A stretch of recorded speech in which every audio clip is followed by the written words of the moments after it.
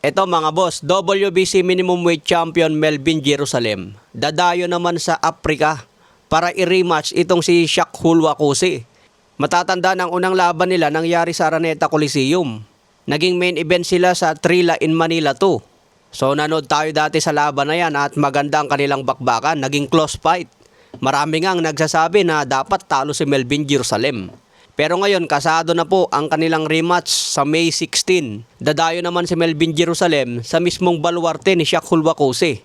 Kaya kailangan ni Jerusalem dito mag-training ng matindi mga boss. Dahil malupit mag-counter ng hook itong si Shaq Hulwakusi. Hindi pwedeng close fight ang laban na ito, kailangan malaki ang agwat. Kung matapos man ito sa close fight, pwedeng ibigay kay Shaq Hulwakusi ang pabor. Alam nyo naman kapag dadayo ang Pinoy sa Africa, delikado pagdating sa puntos. Kaya mas maganda, ipanalo niya by knockout o pabagsakin ng 2 beses si Kusi. Sa ibang banda, Rolando Romero na may hawak ngayon sa WBA welterweight belt. Biglang binanatan si Manny Pacquiao na nananahimik lang. Sabi ni Romero, ayaw ko sanang labanan si Pacquiao bilang paggalang sa isang alamat. At hindi ko rin naman makukuha ang credit ko kahit talunin ko siya. Pero paulit-ulit niya akong hinahamon. Tapos sinasayang lang niya ang oras ko dahil sobrang kapos pala siya sa pera at hindi siya tumitigil sa paghingi ng mas malaking bayad. Yan ang banat ni Romero. Sinasayang lang daw ni Manny Pacquiao ang oras niya. Dahil broke daw si Manny Pacquiao, naghihirap na, kailangan ng malaking pera. Dahil laging nagdedemand daw itong kampo ni Manny Pacquiao ng malaking bayad.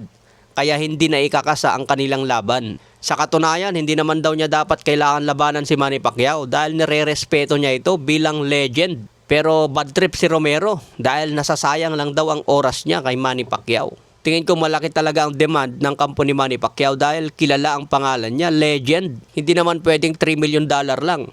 Sa ibang banda, may reaction si Jack El Capitan Tepora kay Cuadro Alas Casimero. Nag-comment si Jack Tepora doon sa post ko na nagpapatigas ng panga si Casimero.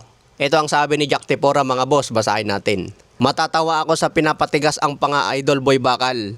Kahit anong gagawin dyan sa panga niya, ngiwi pa rin yan. May nag-reply kay Jack Tepora dyan, Casimero fans. Kahit daw ngumingiwi si Casimero, hindi pa siya tumutuwad gaya ni Jack Tepora. Kinantyawan tuloy si Jack Tepora dahil natalo na siya by knockout. Si Casimero may talo na rin yan by knockout noon dahil nag-surrender. Pero hindi siya yung totally na knockout na natulog. Okay mga boss, hanggang sa muli. I-follow nyo lang ako kung mahilig kayo sa suntukan.